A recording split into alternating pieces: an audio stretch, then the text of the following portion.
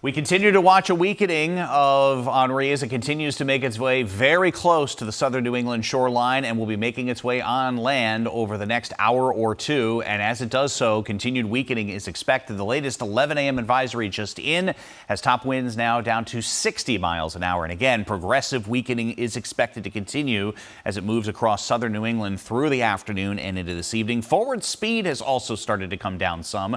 Earlier this morning, it was moving as quickly as 18 to near 20 miles an hour. But again, now that it is interacting with land, it is starting to slow down quite a bit. This is the latest track from the Hurricane Center, which now has it moving across southern parts of New England. You notice this little bit of a right turn that eventually progresses through time.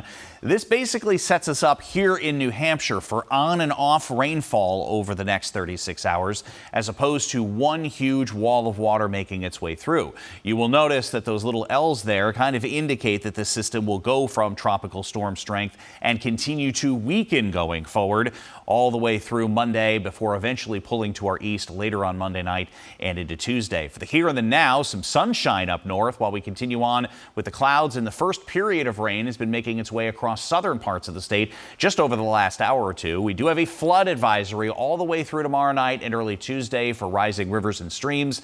A response to any sort of rainfall, the heaviest rain expected out of this system, minus some of those embedded downpours that could be just anywhere across the southern half of the state. At least the best chance looks to be in southwestern areas of the state. You'll notice some of the heavier rain making its way across southern areas right now. There have been a couple of wind gusts over 25 miles an hour. As that is lifting north, you will notice going down through southern New England around that center of circulation, there is more that will eventually be lifting northward. A couple of rumbles of thunder along with that rainfall this afternoon, and temperatures mainly in the 70s. You notice what a little sunshine does back up to the north and west, though. We're in the upper 70s to lower 80s. The higher humidity in place certainly is going to be in play as we go forward. That will allow for fairly efficient rain. A few spots in southwestern areas of the state could see over 2.5 inches of rain. For more on the local effects out of this as we go through the next 36 hours, let's head over to Eric.